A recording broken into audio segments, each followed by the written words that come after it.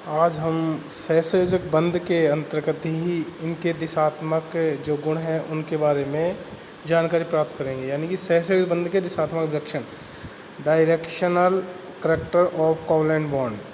तो दिशात्मक का मतलब क्या होता है कि जैसे सहसंयोजक बंध बनता है तो उस समय जो कक्षक हैं वो एक दिशा में आ रहे हैं या किसी भी साइड से अटैक कर सकते हैं, तो इसका मतलब ये होता है दिशात्मक। तो जो सहसंयोजक बंध बनता है उसमें दिशात्मक गुण पाए जाते हैं, तो इसको हम यहाँ देखेंगे। हाइड्रोजन अणु का एग्जाम्पल लेते हैं। जैसे हाइड्रोजन अणु की संरचना को हम भली भांति समझते हैं कि 1931 में पोलिंग एवं स्लाटर ने सहसंयोजक बंध सिद्धांत का उपयोग अन्य धातुओं में बंधन तथा उनकी संरचना समझने के लिए किया था।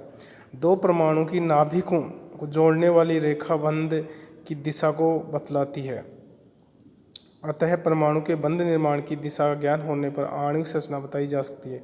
क्योंकि अब आसानी से विभिन्न बंध कोणों की गणना की जा सकती है, पोलिंग और स्लाटर ने सहसंयोजक बंध निर्माण तथा उनके दिशात्मक निर्धारण के लिए सुझाव दिए थे। वो इस प्रकार से हैं। पहला सुझाव दिया था इन्होंने कि जो दो परमाणु है, मतलब इसमें दो परमाणुओं के नाभिकों जोड़ने वाली रेखा होती है, दो नाभिक एक दूसरे से जुड़े हुए होते हैं, तो वो एक बंध होता है और एक दिशा में होता है, डायरेक्शन में। तो इसके लिए इन्होंने निम्न सुझाव दिए थे। इसमें पहला सुझाव है कि सहसंयोजक बंध कक्षों के अतिव्यापन से बनते हैं तथा कक्षों का जितना अधिक अतिव्यापन होगा वह उतना ही सबल यानी कि प्रबल बंध बनेगा। कि जो कहने का मतलब ये है कि जो बंध बनता है दोनों कक्षों के बीच में वो अतिव्यापन से बनता है, ओवरलैपिंग के द्वारा, और ओवरलैपिंग होने के बाद में बंध बनेगा तो वो ज़्यादा स्ट्रॉन्ग होगा जितना अधिक ओवरलैपिंग होगी। इस प्रकार बंध सामर्थ्य कक्षों के अतिव्यापन पर बढ़ने पर बढ़ती है।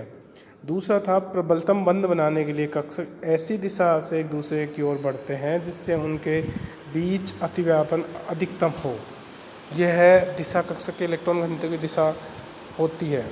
तीसरा पॉइंट था अधिकतम अतिव्यापन की दिशा ही बंध की दिशा है। ठीक है, उपयुक्त बिंदु से स्पष्ट होता है कि किसी भी बंध की दिशा बंधन में सम्मिलित कक्षकों की दिशात्मकता पर निर्भर करती है। अतः एस पी तथा एस और पी के अंदर एस पी संक्रिय कक्षकों की दिशात्मक प्रक्रम से प्रकाश डालते हैं।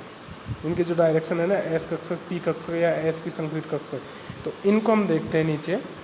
तो इसमें पहला था एस कक्षक क्योंकि दिशात्मकता। तो एस कक्षक क्या होता है, गोलाकार होते हैं, तो इनमें कोई दिशा होगी नहीं, गोलाकार है, कोई भी किधर से भी अटैक कर सकता है, गोल होता है। तो कोई चीज़ गोल है तो उस पर तो कहीं से भी आओ कोई फर्क नहीं पड़ता है, तो ये दिशात्मक नहीं होता एस कक्षक। एस कक्षक गोलाकार होने के कारण किसी दूसरे कक्षक से हर दिशा से समान रूप से अतिव्यापन कर सकेगा, अर्थात बंध बनाने के लिए एस कक्षक किसी भी दिशा विशेष को वरीयता नहीं देते हैं। तो शब्दों में हम कहते हैं एस कक्षक दिशाहीन है। इस प्रकार के पी कक्षकों को देखते हैं हम, तो पी कक्षकों का दिशात्मक गुण, किसी भी परमाणु में पी कक्षक के परस्पर लंबवत होते हैं और तीन प्रकार के होते हैं पी कक्षक, हम जानते हैं पी एक्स, पी वाई और पी जेड। ये कक्षकों की पालियाँ हैं। चूँकि क्रम से ये एक्स वाई जेड अक्षों पर पाए जाते हैं, अतः ये कक्षक अपने अपने अक्षों की दिशा में ही स्थायी सिग्मा बंध बनाएंगे। पी एक्स डायरेक्शन में बनाएगा, पी वाई डायरेक्शन में, और पी जेड डायरेक्शन। जिधर इसकी लॉब्स या पालियाँ हैं उधर ही वह अतिव्यापन करके सिग्मा बॉन्ड बनाएगा। फॉर एग्जांपल पी एक्स कक्षक एक्स अक्ष पर ही स्थायी सिग्मा बंध बनाएगा। इसी प्रकार पी वाई कक्षक वाई एक्स की दिशा में, ठीक है, पी जेड कक्षक जेड की दिशा में ही स्थायी कक्षक बनाएगा, दिशा में ही स्थायी सिग्मा बंध का निर्माण कर सकेंगे।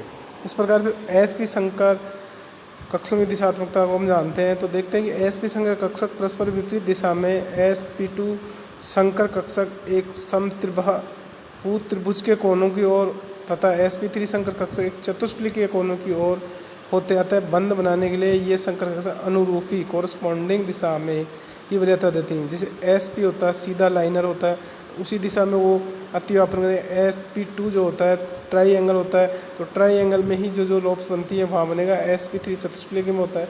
इस प्रकार की जो डायरेक्शन होंगी उसी दिशा में वो अधिकतम अतिव्यापन करेंगे।